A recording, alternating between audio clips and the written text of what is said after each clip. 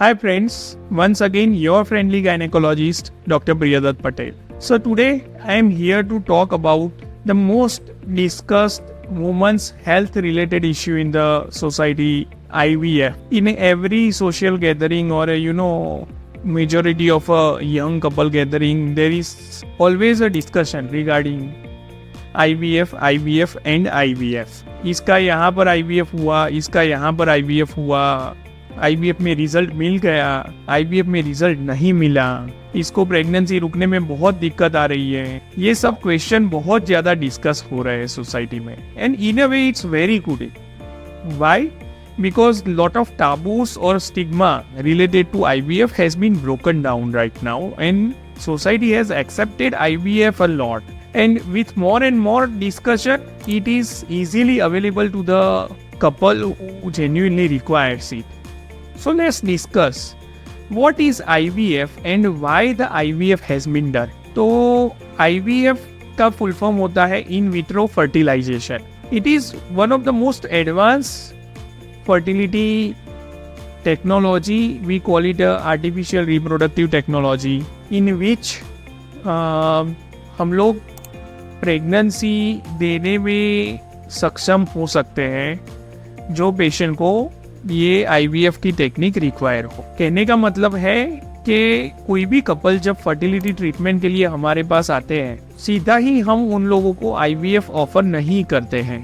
There are other method also, जैसे simple counselling, ovulation induction, hysteroscopy and laparoscopy, that is endoscopy, and IUI through which couple also can conceive. But few of the indications are there as far as male partner or female partner are concerned that may require IVF straightforwardly. IVF को normally society में लोग test tube baby भी बोलते हैं. ऐसा कोई नहीं होता है कि हम टेस्ट ट्यूब के अंदर बेबी प्रोड्यूस करते हैं, पर जनरली ये फर्टिलिटी रिलेटेड जो वर्क है उसमें मेल के गैमेट्स जो स्पर्म बोलते हैं और फीमेल के गैमेट्स जिसको हम oocyte बोलते हैं, उसका हैंडलिंग हम IVF लैब के अंदर करते हैं. तो उसी की वजह से उसको लेमैन में टेस्ट ट्यूब बेबी भी बोलते हैं. IVF में जनरली क्या होता है कि हम लोग कई तरह की दवाइयाँ और ज़रूरत पड़ने पर इंजेक्शन फीमेल पेशेंट को एक पर्टिकुलर टाइम पे स्टार्ट करते हैं सोनोग्राफी करने के बाद. फिर ओवरी का रिस्पॉन्स वो दवाइयाँ और इंजेक्शन का असर के थ्रू मॉनिटरिंग करते हैं सोनोग्राफी के द्वारा. और एक पर्टिकुलर टाइम पे जब स्त्री बीज या oocyte मैच्योर हो जाते हैं, उसकी साइज अप्रोप्रिएट हो जाती है, तब उसको मैच्योर करने का या रिलीज करने का इंजेक्शन देते हैं. वो oocyte जनरली एक पर्टिकुलर टाइम पे रिलीज होते हैं, पर वो रिलीज होने के पहले हम लोग एक ओवम पिकअप करके प्रोसीजर करते हैं जिसको हम लोग oocyte एस्पिरेशन भी बोलते हैं, जो जनरली लोकल एनेस्थेशिया और मेजोरिटीली शॉर्ट जनरल एनेस्थेशिया पे होती है. थ्रू विच हम लोग सोनोग्राफी गाइडेड ये सारे स्त्री बीज है वो बॉडी में से बाहर निकाल के एक छोटी सी नीडल होती है उसके थ्रू लैब के अंदर ले जाते हैं. और उसी के आगे एम्ब्रियो फॉर्मेशन की प्रोसेस हम लोग करते हैं, जो फर्टिलाइजेशन प्रोसेस बोलते हैं. वो दो तरह से कर सकते हैं. One is straight forward IVF, जिसमें हम सिर्फ oocyte के साथ कुछ अमाउंट के स्पर्म्स रख के उसको कल्चर होने देते हैं. और the second process is IVF, which is IVF ICSI, intracytoplasmic sperm injection. उसके बारे में हम बाद में डिटेल में डिस्कस करेंगे, जो हम रूटीनली यूज़ करते हैं, जिससे फर्टिलाइजेशन रेट बहुत ज़्यादा बढ़ जाता है. और फिर ICSI करने के बाद के जो oocytes हैं वो हम लोग कल्चर होने देते हैं. फिर उसको हम लोग रेगुलर मॉनिटरिंग करते हैं Day 2, Day 3, Day 4, Day 5. और Day 5 के जो एम्ब्रियो होते हैं वो वापस यूट्रस के अंदर एंडोमेट्रियल लाइनिंग की जगह हम लोग प्लेस करते हैं, जिसको हम लोग एम्ब्रियो ट्रांसफर की प्रोसेस बोलते हैं.